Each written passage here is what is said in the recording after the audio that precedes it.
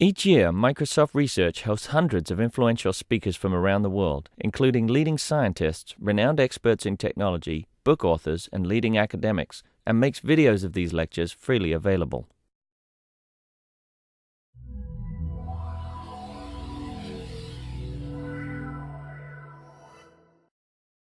Okay, welcome to the talk today by Yogi Patel.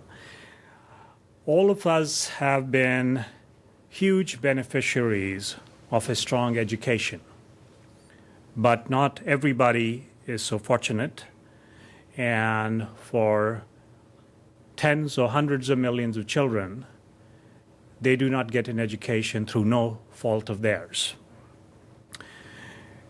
It is really important that we have education because whether it is sustaining the democracy in India or the economic growth, that will not be possible without an educated youth.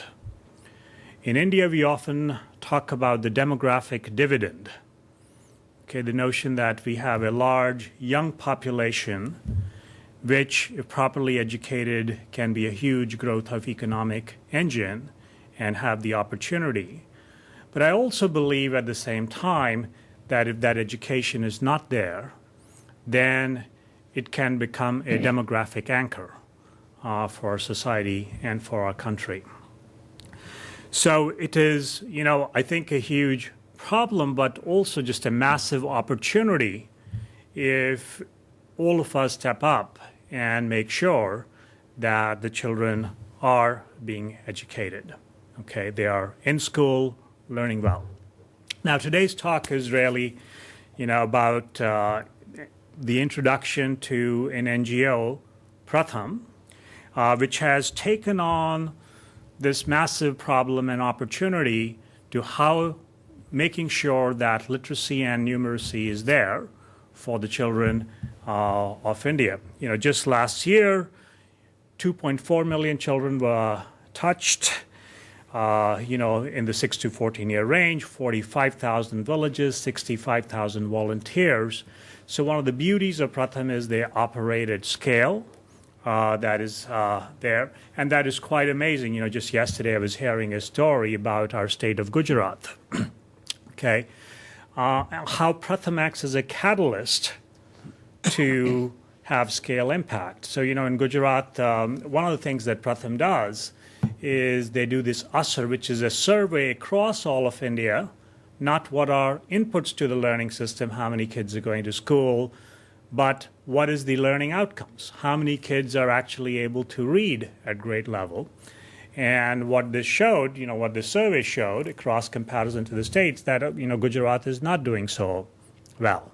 Of course, the chief minister was, quite upset about the fact. So he sent, his own education ministry folks to say, find out what is happening. How come 50% of the kids are, failing to read at grade level? What these people found was that, in fact, they were doing even worse than 50%. In fact, the USR's report was slightly optimistic.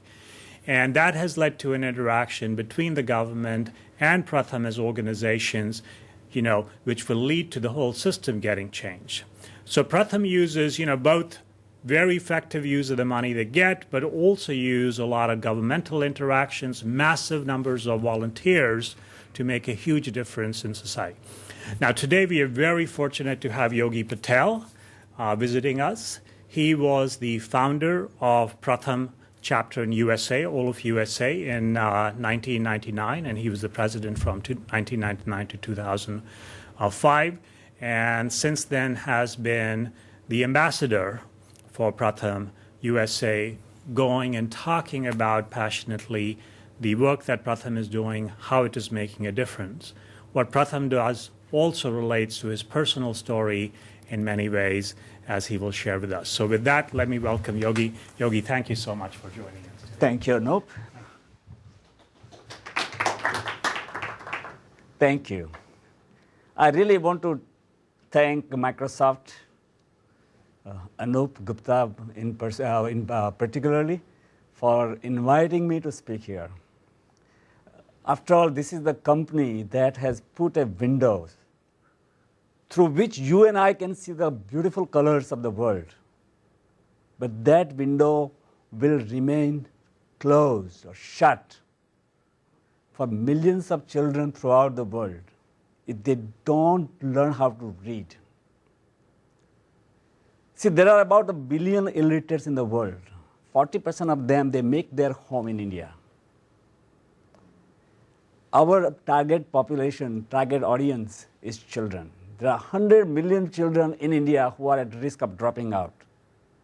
Government has schools. Children go to school. But 4 out of 10 children don't go beyond 3rd grade. And these are the children whose parents are illiterate.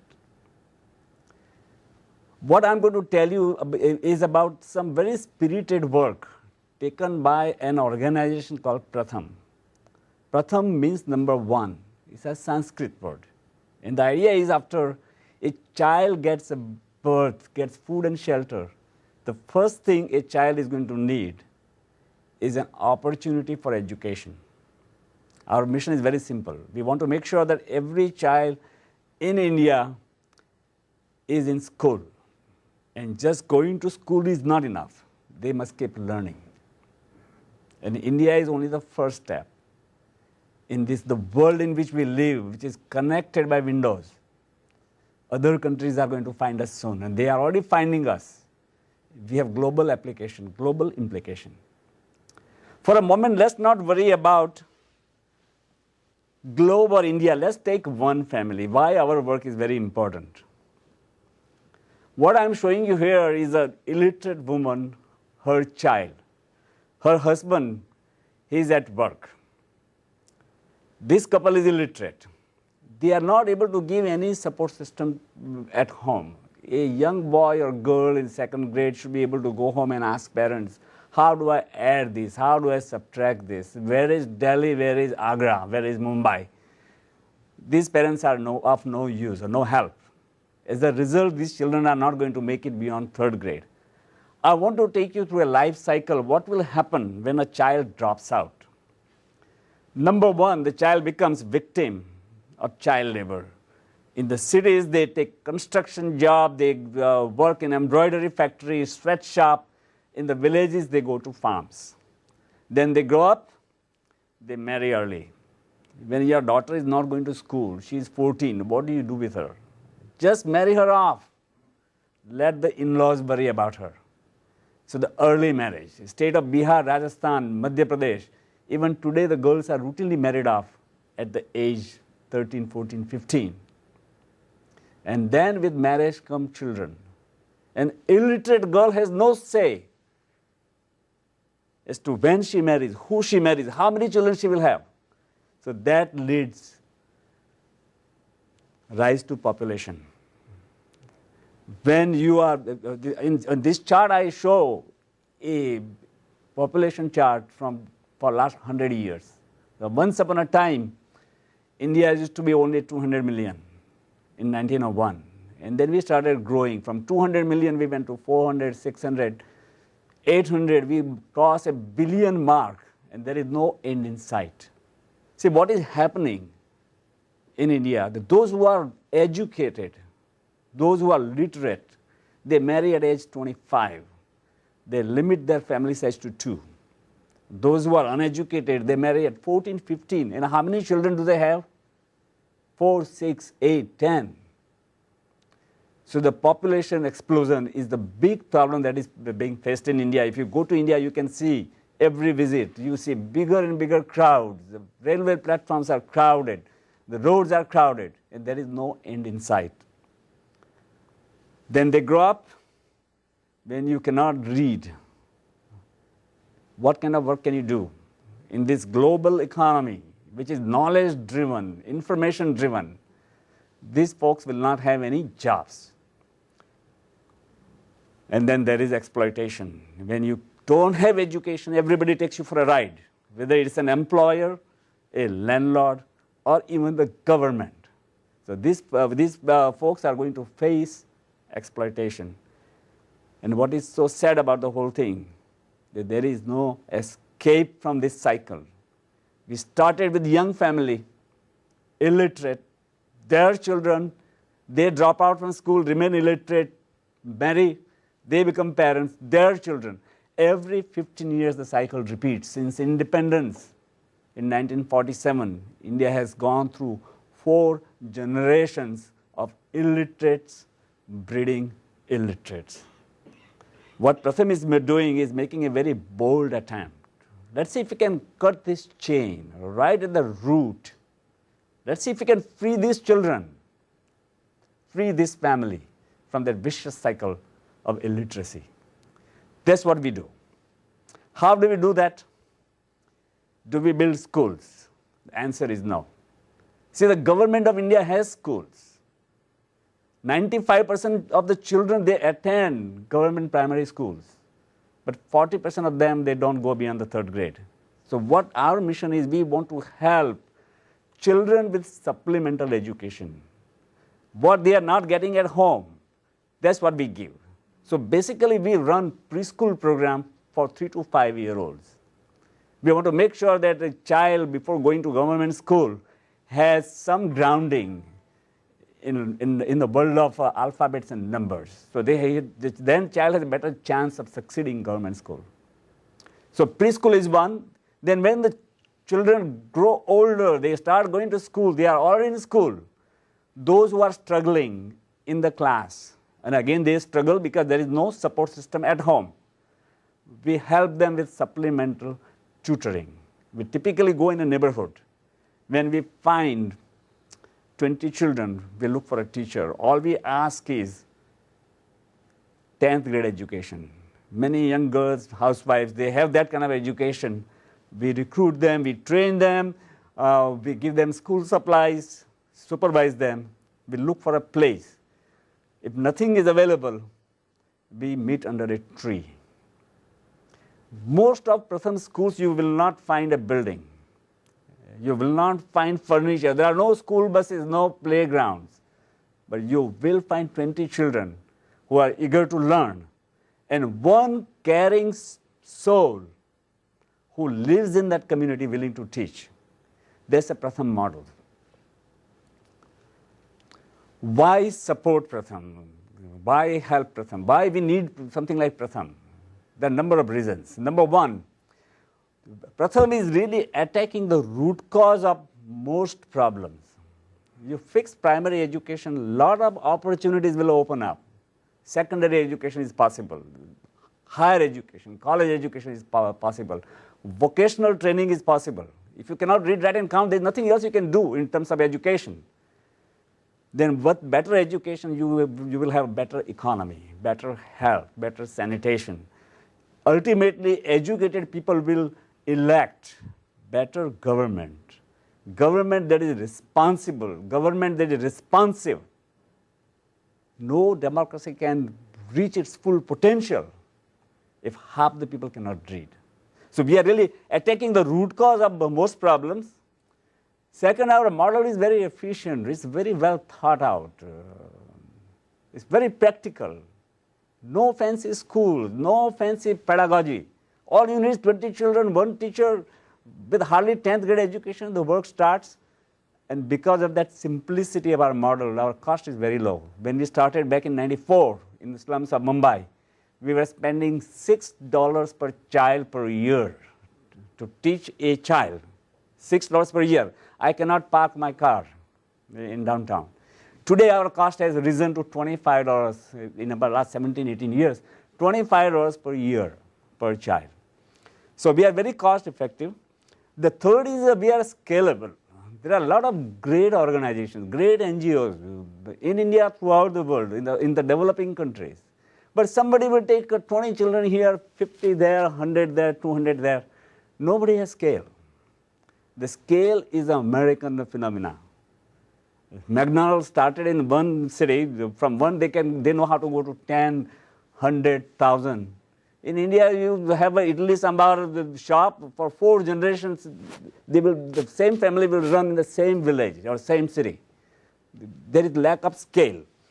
So Pratham is doing this work on scale. This scale has been possible because we have learned how to leverage ourselves.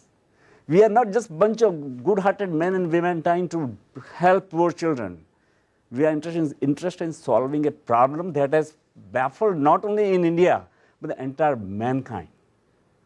And we are able to get this scale because of the leverage. We work with the local communities. They give us free space. They give us teachers. The students live right there.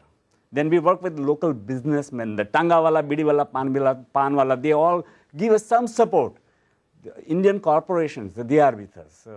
Reliance, ICICI Bank, they are our major champions. People like Ambani, they serve on our board. They give corporate money, they give us corporate office space, plus the visibility. Then there are foundations, like Bill and Melinda Gates. We are very fortunate to get an initial grant about 5-6 years back, at $3 million a year, and after that, the Hewlett had taken over, Gates-Hewlett collaboration. So they are funding us. And then there is a very vast diaspora. We have people of Indian origin settled in US, Canada, England, Germany. They are funding it. And there are many US corporations, many mainstream Americans, they are helping us. So through that leverage, we have really taken this mission on a very, very large scale. To give you a little recap of our history, we started in '94 in the very slums of Dharavi, where Slumdog Millionaire was shot. So in '94, we had 2,000 preschoolers. The project started as a Unicef initiative. They gave us initial grant.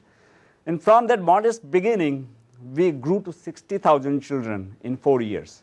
So '94 to '98, from 2,000 to 60,000 children. But we were still in slums of Mumbai. At that time, I used to live in Houston. Some of our friends, we came to know about Pratham. There is a very large population of Indian origin in Houston. Many of our friends, we used to meet over the weekends, always solve India's problems. We had talked about it more animatedly. The more we drank, more problems we saw, and more solutions we offered. But none of us wanted to go back to India, but we knew that we will support a good developmental work with our money. In 1998, we ran into Pratham. Pratham founder was in Houston, he gave a talk, and we liked it. So some friends, we started raising money, and we helped Pratham to expand beyond Mumbai. So in next 4 years, from '98 to 2004, next 6 years, we went to 20 cities in India. But we were still urban program. So we grew our program to 400,000 children, where we will run preschool and the tutoring for children in the slums of Indian cities. But when you look at India's needs, there are 100 million children who are at risk. How do we go from 400 million to 100 million? Even at $10 a child or $25 a child, that's an enormous amount of money. How do we scale? Luckily, in the first 10 years, we had done a lot of experimentation, a lot of innovation. And I think Microsoft knows all about innovation research. What we were doing, we had about 10,000 teachers in the field. What we were doing was experimenting with children. How do we, make sure that children learn faster? How to make learning more joyful? How to come up with cheaper and better learning tools? So you don't have to conduct your classes throughout the year. In short, how can we take a child who doesn't know alphabets and numbers and teach that child to read, write, and count in 60 days? We came up with a method. So that is one. The second is, the beauty of this method is, if you want to get a volunteer for whole year, if I ask you, that, hey, you come for 1 hour every day and teach our children for whole year, you won't come. But for 2 months as a volunteer, you can come. So that's the beauty of this innovation, that our program was very short term, 2 months program. So we were able to get a lot of volunteers to work for free. College students, high school seniors, juniors, spouses.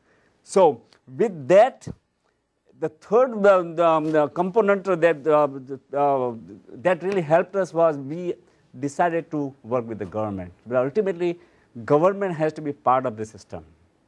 How can we engage government to go after 100 million children.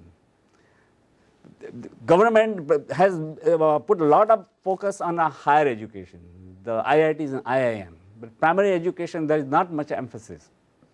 So number one, we really wanted government to know that there is a big problem. How do you get government's attention? Because primary education is not something that is glorious, that the Prime Minister can go and, unveil a little preschool unit. So Pratham, what we did in 2004, we did some brilliant work. We conducted a massive survey. If you go to our website, it's called ASER, A-S-E-R. ASER in Hindi means the effect or impact. So in this survey, what we did, we surveyed 700 households. And the reason for going to households was schools did not allow us to go test their children in the school. So we decided to go to the homes of the people, in the slums, in the huts, and giving tests that here is a book. Can you read this? My name is Raju. In Hindi, Mera naam Raju hai. And the fourth grader is struggling. And the neighbors watch it, the parents watch it, that hey, Raju is going to school for 4 years, he cannot read his own name. And we documented this. Stanford, MIT, many campus colleges got involved. And finally, we published a report where 700,000 households were surveyed in 18,000 villages and 30,000 volunteers.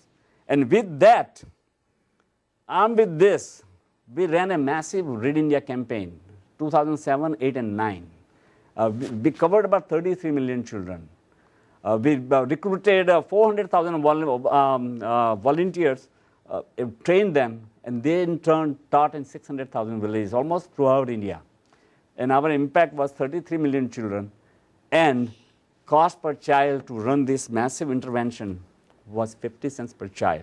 And it was a short-term antibiotic. You teach children quickly how to read, that, and count. So history and geography make some sense. State? Yes, yes. And I will take the questions at the end. Thank you. So what did we learn from this exercise, the massive experiment? Number one, the infrastructure is not needed. We were able to work with the government wherever they sign an MOU with us. Otherwise, we will meet outside under a tree. So infrastructure was not needed. The second is wherever government opened the doors to our volunteers, we were more effective. So government partnership was very, very effective. And the third thing that we really learned is to solve this problem, we really have to catalyze the process.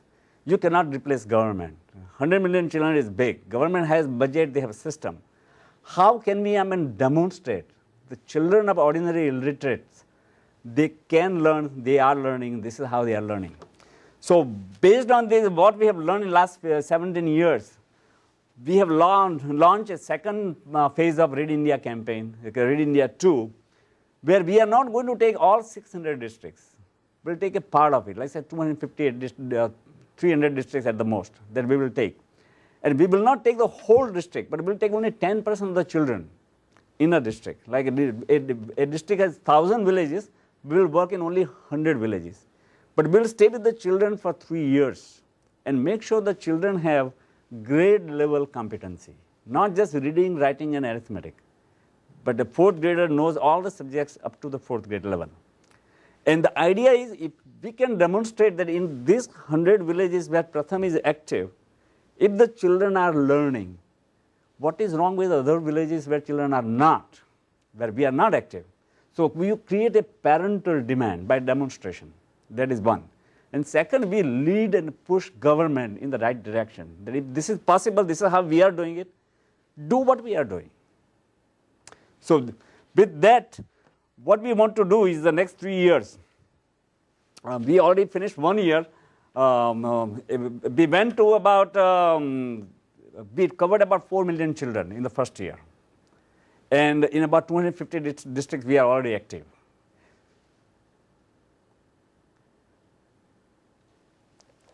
There are a number of recognitions that we have earned. Right from the beginning, we were the first major primary education institute in the world, organization in the world, to win the Gates Foundation's grant. And it's quite an honor, and that has given us tremendous visibility in the education scene. Then there are a number of other foundations have given us awards, like Scope. We have won the Skoll Award last year, Kravis Prize.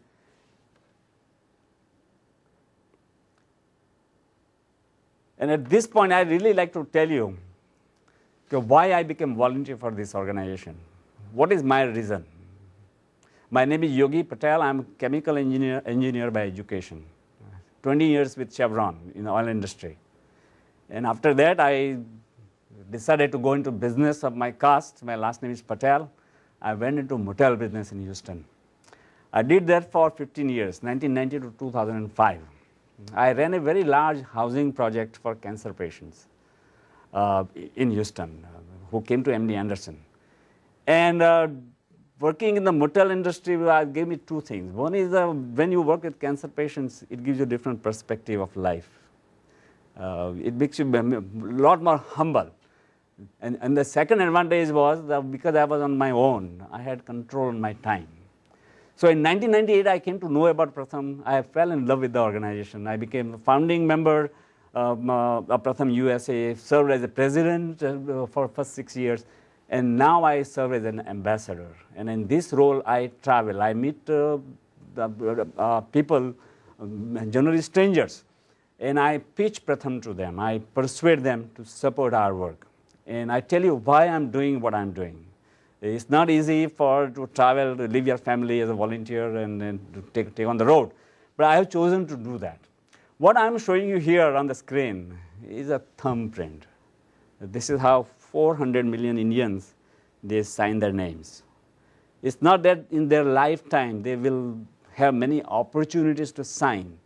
But if they have to sign, that is how they are going to sign. The picture is very ugly. But it's very special to me because this is my father's signature. My dad was an illiterate man. I grew up in Gujarat. We were 4 brothers, 2 sisters. Lost our mother at very early age. When she died, I was only 3 years old. My dad never remarried. He raised us.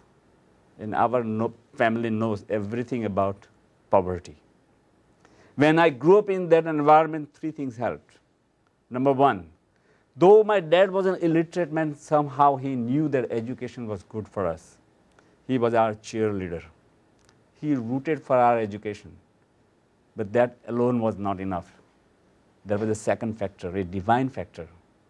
The Almighty was very partial to me. He gave me a brain that was much sharper than average. I stood first in my village school. I had to finish my studies in the daylight.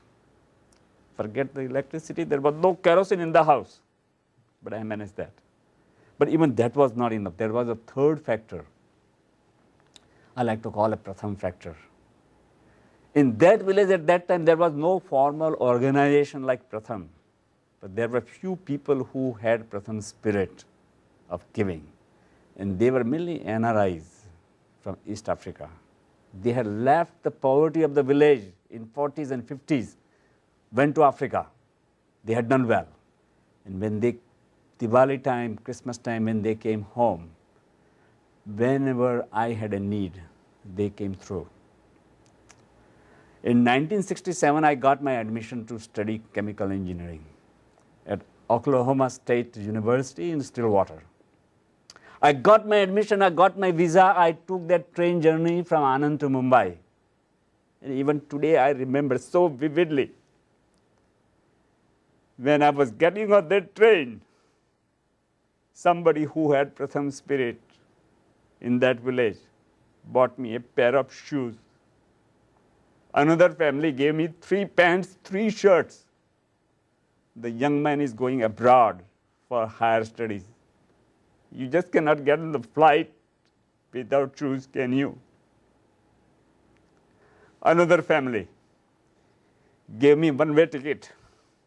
Anand, Mumbai, Mumbai to New York, New York to Stillwater, Oklahoma. I can sign my name. That's Yogi Patel, in Gujarati, in Hindi, and in English. That is my journey from my signature to my father's signature. Nobody needs to convince me that education works. It has worked for me. You remember the cycle I was showing you earlier, the vicious cycle. I was able to break that chain because 3 individuals showed Pratham spirit. That's my reason. I want to capture that individual spirit of giving and institutionalize that. Let's organize. Right now we have only hardly 10,000 donors in US. Can we get 30,000, 50,000, 100,000 donors? If we can free the entire generation of illiterates. And India is only the first step. We have the whole wide world open who needs this. That's my reason. Okay, what could be your reason? Why you need to support? It's okay for Yogi Patel to do this as a volunteer. Give his time, give his money, travel. He owes to the world, so he has to do it. Why should you care? I want to give you 3 reasons. What I'm showing you here is a Pratham unit. 20 children, before Pratham, they were just bumming around in those filthy slums of Mumbai or Delhi. Now they come under one banner. When you fund one such unit, it takes only $500 a year for 20 children. You are not funding only their education or reading or writing skills. You are giving them an opportunity to come together, to meet together, to sing together, to play together, to color together. Some of the joys that we take it for granted for our children, they are going to miss their entire childhood. That's why you need to help. Another reason. The young lady in orange sari, she's a Pratham teacher. She hardly has 10th grade education. She's sitting here in this beautiful Microsoft campus conference room. We may not have a clue that this young lady's husband could be an alcoholic. He could be beating her up every day. When you fund such unit, you are not giving her a little job. You are giving her a sense of self-worth that she has never seen before. Pratham employs 65,000 young women like this. And I tell you, you take any country, anywhere. You take every girl in any country from preschool to high school, the whole country will be different. Even the terrorism will go down. Pratham is the most powerful tool to empower poor women in developing countries. That could be your reason why you need to support this. And I'll tell you a third reason. Let's not worry about charity. Let's not even feel sorry for these children. Let's look at what is good for us. I'll tell you, there are 7 billion people on this planet. 3 billion people have no use for your products, for your services. What are you selling? Software? Hardware? Kitchenware? Underwears? They have no use for it because they are flat broke. They have no education.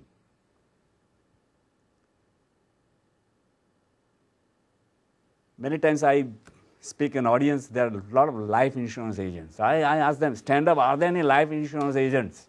And I tell them, what you are selling, your service has no use for 3 billion people in this world because their lives have no value. They die of dog bites, snake bite, mosquito bites.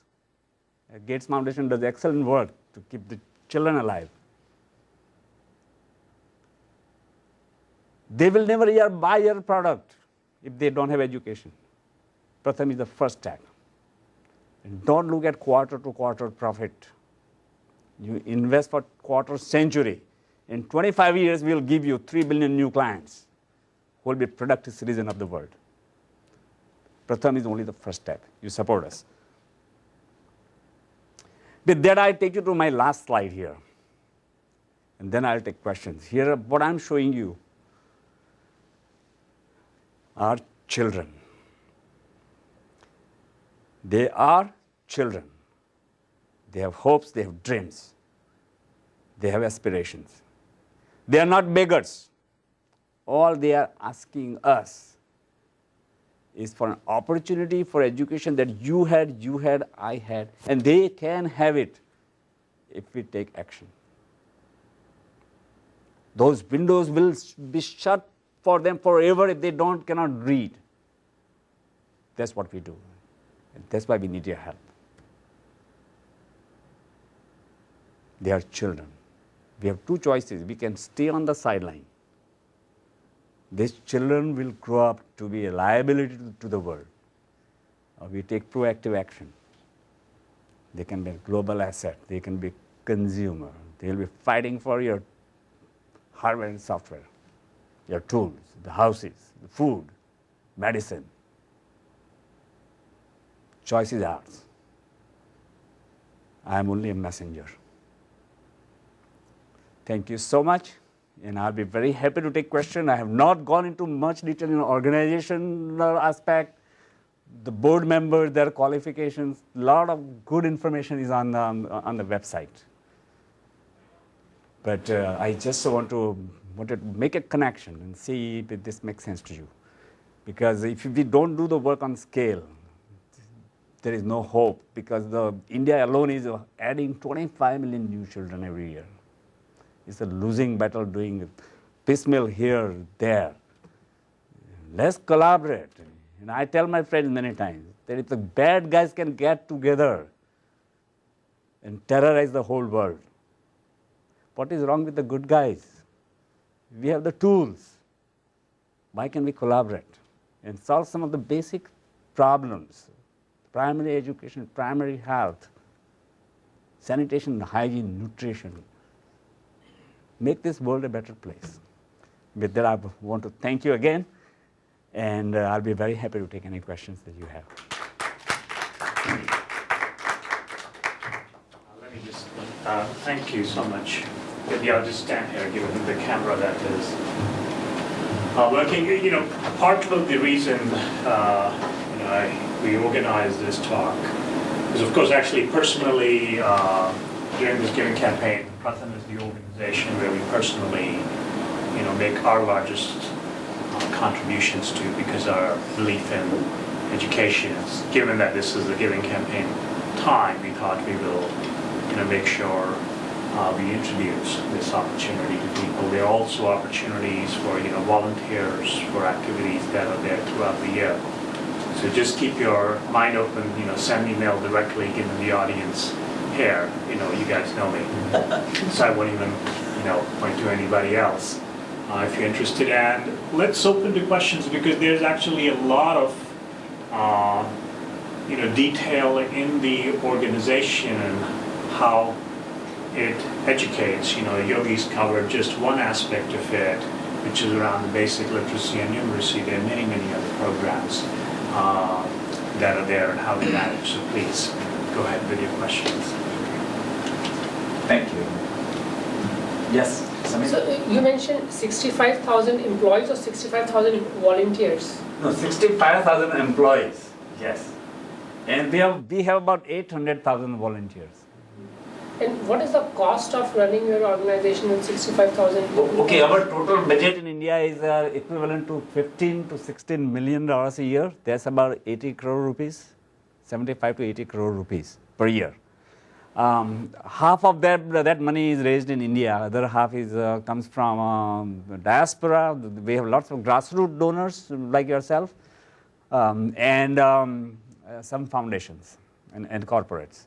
And most U.S. corporations match employee contributions because we are a literacy organization. Register here, so right? So you would call each of the volunteers like the lady who was there. She's not an employee. In your definition of 65,000. No, this lady is employee. Yes, the lady I showed the picture.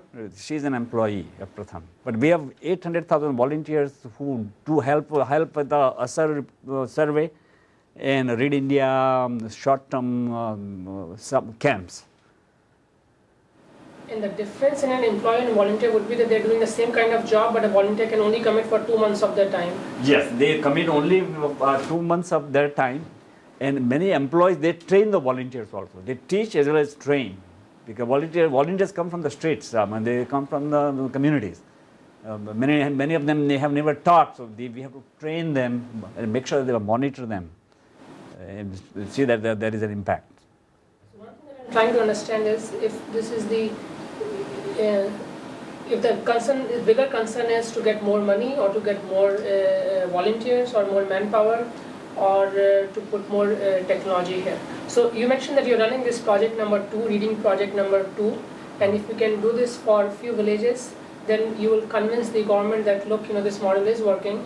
Right. Then do you think that the government wants, so if this is successful, then the government is going to give you more money to multiply your efforts? Or actually, we want government to take over, do the right way so that nobody drops out. At least primary education is done. So, see, people, the way people learn is, a monkey do what they see. Monkey do, monkey see.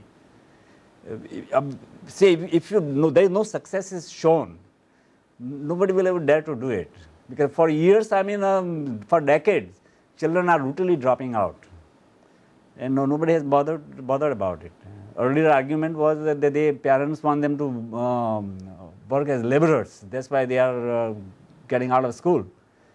The facts are they are not learning anything. If your son is not learning to read in 4th grade, he has never learned, he doesn't know how to read. How is he going to function in school? So first a child drops out, then becomes a laborer. So they have developed a lot of materials and pedagogies, in fact, on how they teach the younger children in terms of literacy and numeracy that is there. We've had the opportunity to visit. So it's both a combination of materials, pedagogy, carrying people through the stages that has made the difference. So, so those models get adopted. So, one of the statistics I had is that I think from 2008 to 2010, 89% of the teachers in the state of Punjab got trained by Pratham employees/volunteers, and the people and the percentage of kids that were reading at grade level went up from 35% to 62%. So, so that's where when you do the partnerships, the kinds of difference you can make. Now, technology can be a component or not a component, as you look at it. And they certainly, as they look at retaining the volunteers, they're giving them technical education now first, rather than in the, this kind of the very, very early years, given how expensive technology still is today. But that is all changing too. Like one good example is this book that I'm showing you here. See, Pratham right now is the largest publisher of children's books in India. Because there are no books available for poor children. Or for that matter, even for rich children. There are not that many books, children's books, which are interesting, colorful, and nice, that children love to read. So Pratham started this Pratham Books work. They are headquartered in Bangalore, and Rohini Nilekani, Nandan's wife, she's heading that. Nandan Nilekani is an Infosys guy. So right now we are the largest publishers of children's books, and we have a very massive library program for the poor children or disadvantaged children in a village setting as well as urban setting. And typical library, is books in the box. Really, there are no buildings. The teacher keeps a little box in the house, and she has got 200 books. And the children in the neighborhood, they come and borrow and return it. They check it out, bring it back. Wonderful concept. So may I ask how much do you pay an employee? Yes, it depends. In the city, urban areas, we pay about 1,000 rupees per month. And for that, they conduct one class 2 hours a day. If they take more than one class, then they are paid extra money. In the village setting, it can go 300 rupees, 500 rupees. So that's for, I guess, our audience who may not know the translation. So that's around $20 a month to teachers who do 2-hour class a day. And every Saturday they meet for training. weekly trainings. So because many of these girls who work for us, their own education level is not that high. So there's a constant training throughout the year. So when you mention that you want to set a good standing example, then that leads me to believe that scaling out is not your primary agenda of the organization now, but the agenda is to show success in terms of whatever new project that you're launching, which was this reading part 2, and then the government will follow. Actually, no, scaling is still our agenda because we just want government to be part of the scale, really. Ultimately, government has to do this. No non-profit can do this forever, and they should not do it. It has to be by the government. The government has not been effective. There is no point in complaining about it. Let's find a solution and see how we can lead them, push them. So there are two aspects. So you have to show something works at scale. So you don't have to show it for 100 million kids, but you might want to take a whole district, with 20,000 kids and say you can make this transformation in the district as a whole. And you want to cover enough districts in enough states and things like that, which is what Yogi was saying. So you don't say I go to these 5 schools and see I make change happen. Because the change that you need is from pedagogy to, how people, the cultural organization that you have across the whole district. So I think the attempt is still to show things at scale. It's just you don't have to cover every district in India, and within a district you don't have to cover every school to make that change. So would it be possible for you to share with us your pedagogy, like the things that you teach to primary school students? Because here is one very bold thought here, that what you expect from your 2-month volunteer, if let's say a computer can do the job, then do you think that can help solve this problem of scale? Because then what we can do is, instead of trying to find a volunteer, we can put that super intelligent computer and that can try to play the role of a volunteer. Okay, I tell you, I've asked a very simple question. I've been asked this question many, many times. There is a definite room for technology, but it may be a few years down the road. I tell you, right now our crying need is the people that we are trying to help. Many of these people, okay, if you have a laptop or computer, you give a child free of charge, do they have to have a home to keep it? It will stay wherever the volunteer is standing. But what I'm saying, do they okay, even in the communities, do you have to have power to run it? See, many villages that I travel, there is no infrastructure of any kind. It will come, but it will take a little time. In an urban area, we have these computer centers, like in Mumbai, Vadodara, Delhi. We have one branch of Pratham.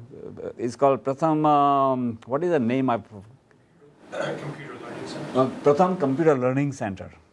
So the way we work is Pratham folks work with the primary schools themselves. We have donors who donate the computers, and our people, they install and make sure the primary schools, nobody knows how to run computer because those teachers themselves don't have any idea. So we help them with the software, hardware, and the working of the computers. In the evening, we invite community to participate, and we charge fees to the community. So that pays for the upgrades in the equipment or hardware and software. So that model is very, only we have very limited application in Mumbai and Delhi and few cities, urban areas. Villages we have not tried. But I think it's an excellent question. I think down the line we really want to do that. So let me add a little bit to the answer. I think the basic thing is certainly technology and computers will have a role to play. But if you think about what are some of the hardest problems in computer science or common sense reasoning. So you can have the computer play chess, be a winner in Jeopardy, but ask them for common sense reasoning and they can't. When you're trying to deal with young children and their needs and their questions and where they want to take a conversation, I think you need to have a computer that is much smarter, than simply who could be expert in given disciplines. And that is why I think we have our work cut out for us in terms of solving some of the harder problems before they'll be ready for the young children, in some sense, to be used. Of course, there are specific roles where they can play and understand. Actually, with that, let me thank Yogi. He's around. We can certainly take more questions. And thank you so much. Thank you.